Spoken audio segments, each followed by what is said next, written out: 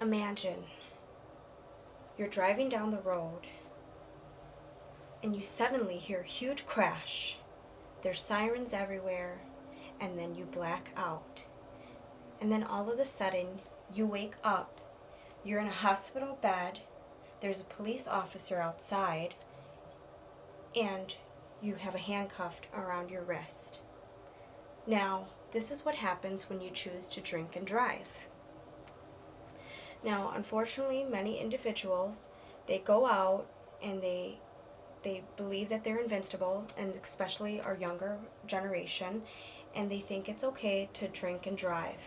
And unfortunately, we don't take into consideration the consequences that we can cause onto ourselves as well as other people who are driving as well. Now, when people go out to the bar, sometimes they think, I'm only going to have 1 or 2 drinks, and they end up having more. They begin to feel the alcohol once they reach point 2, and then they're starting to feel a little happier but not quite buzzed yet. Then they start to have a little bit more alcohol, and then their blood alcohol level is now at a point 5. This is where their inhibitions start to lower and their motor functions become slowed down, and they can no longer see clearly, and they're not able to respond quick enough as to actions as you were to be sober. And at this point, the drinks start coming, maybe friends offer you to buy you shots, and at this time you're not really clearly thinking. And then all of a sudden, you're way above a .8, which is the legal limit for driving. And at this point, a lot of people do not ration what they're doing, and they continue to drink, and then they put the lives of others in jeopardy. Now, if you see someone at a bar, at a restaurant, and you're a bar patron, and you see them drinking, tell a manager, tell a server, tell the bartender, because these people have to take a serve safe test in order to keep their bar licensure. So they should be making sure that they're ensuring safety. And you should as well feel that it is your obligation to let someone know to prevent something detrimental happening on the road because someone is drinking while under the influence of alcohol.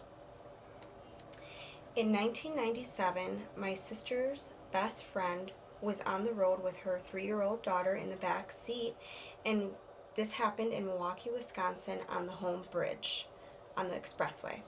Now, they were driving and someone entered the opposite route, and they full-on head-on collision, and her car rolled over.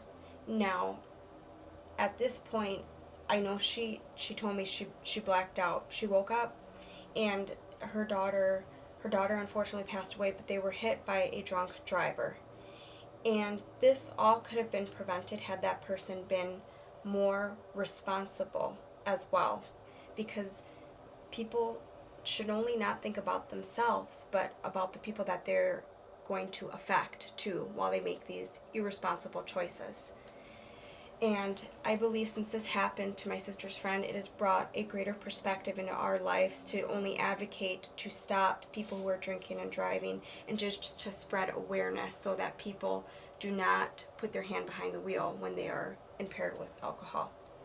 Now, in Milwaukee, Wisconsin, unfortunately, when you drink and drive and you get your first DUI, it is not a criminal offense. And it does not become a felony to your 3rd time, which I feel that there needs to be more repercussions to this action to stop people from drinking and driving, because 29 people a day die from drinking and driving according to the CDC.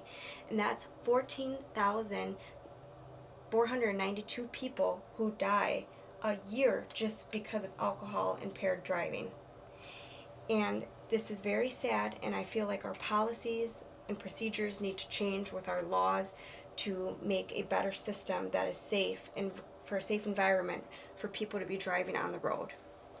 Now, I got my sources from Drinking and Driving from the CDC website, Drinking and Driving fatalities, and that was from a .gov site, and then statistics from trafficsafety.gov and myresponsibility.org. Thank you so much.